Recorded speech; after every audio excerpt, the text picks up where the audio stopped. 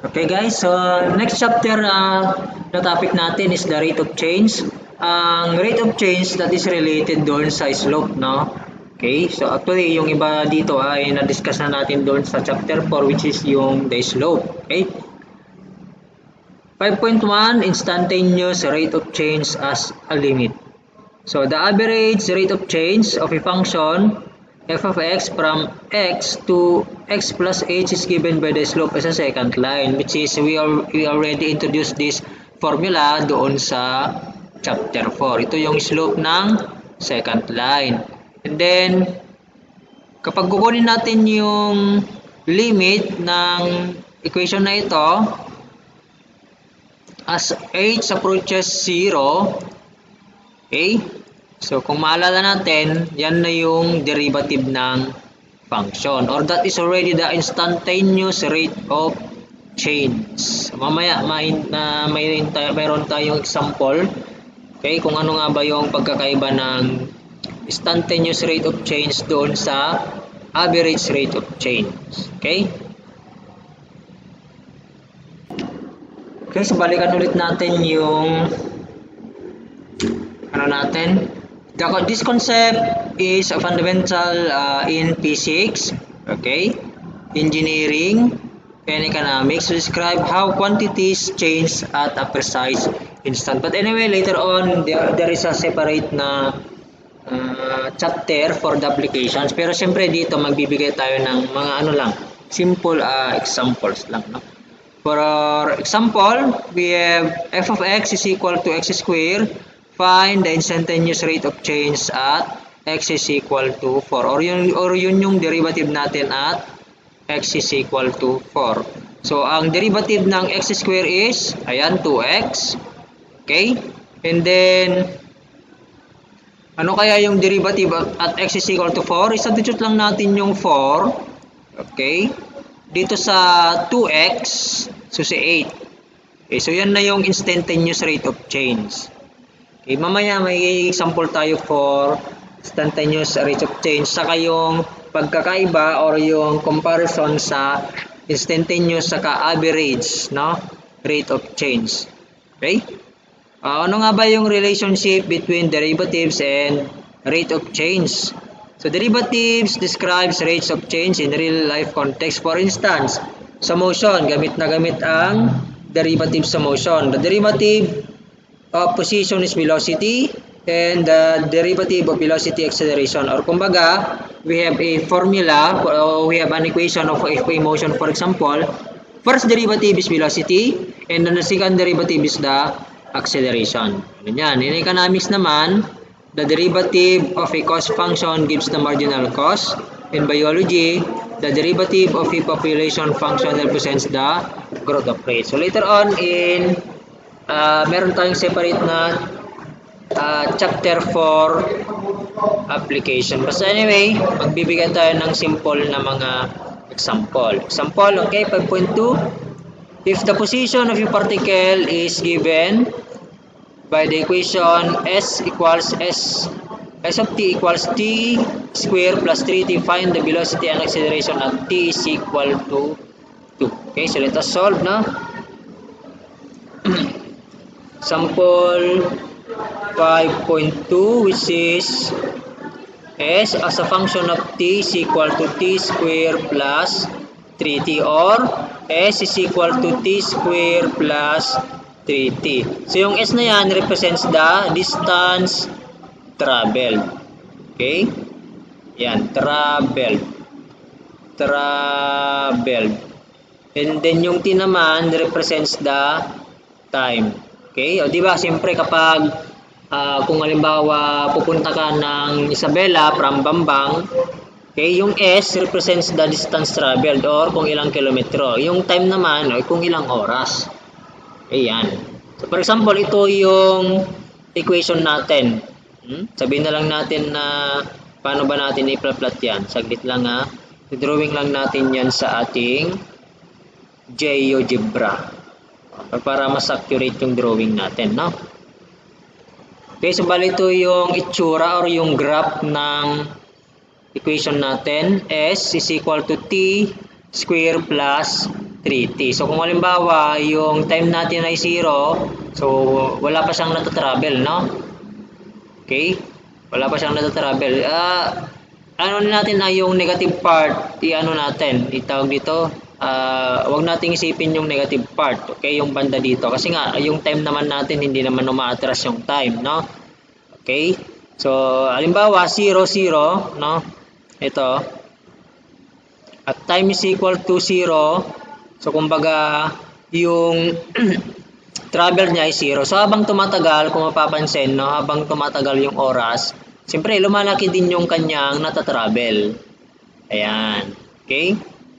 Sige, balik tayo doon sa problem natin. So, ano na ulit yung tinatanong dito? Velocity and acceleration. Okay? Ang velocity class, that is equal to the first derivative or s prime.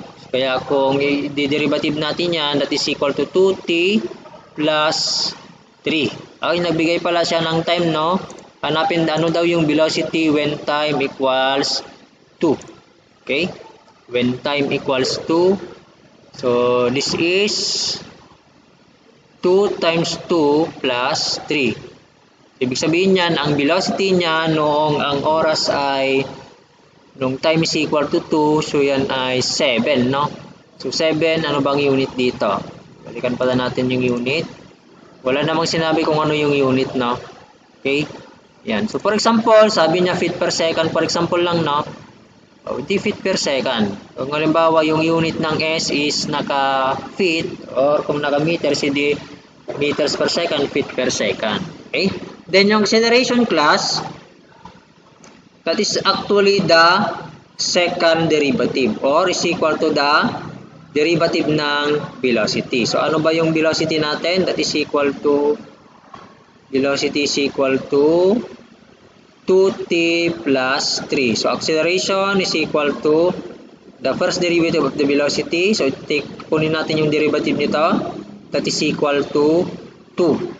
Okay, so acceleration is equal to 2 feet per second square. So, ganun lang, no? Yung ating application ng derivative sa motion.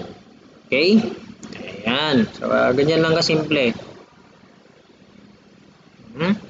So, logical naman talaga, no? Yung ano natin, yung kapag aarangkada ka, bibilis. So, try natin, no?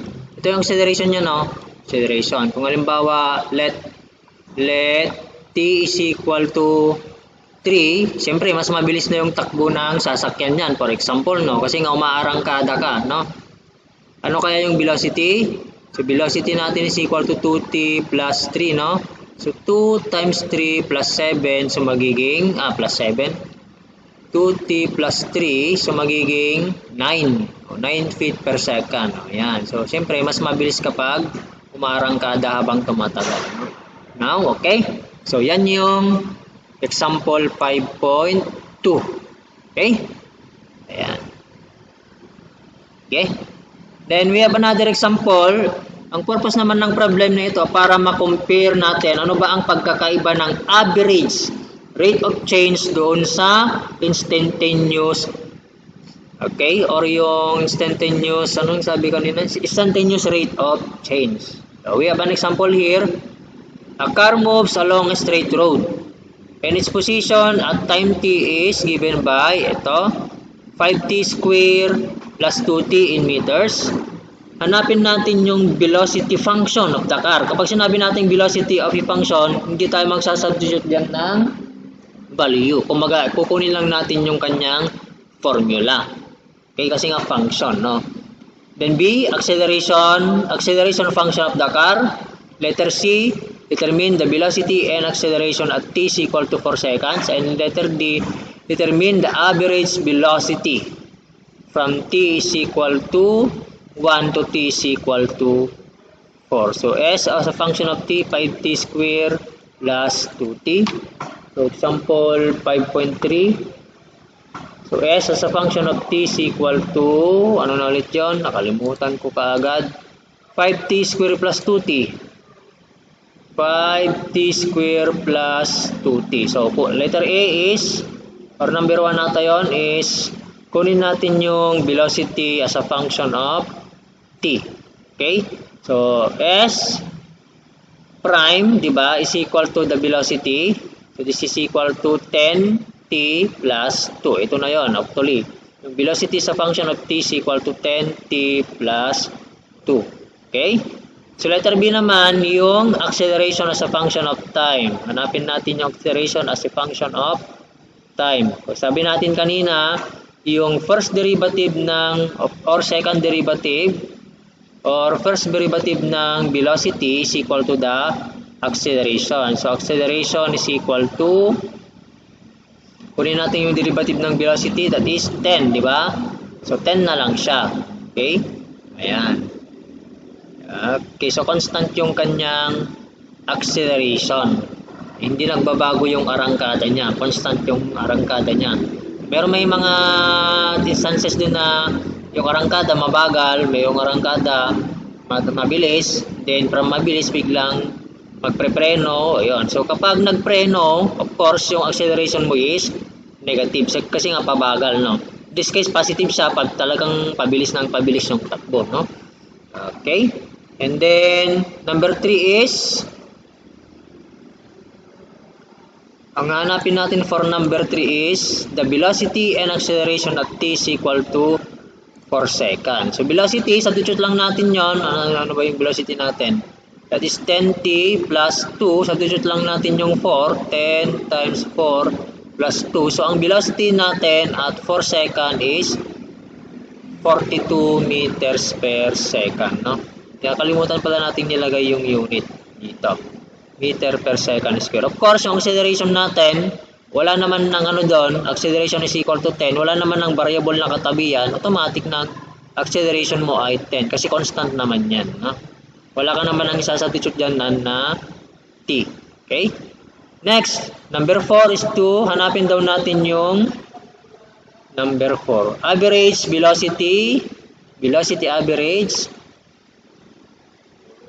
average from t is equal to 4, from t is equal to 1 to t is equal to 4. Okay?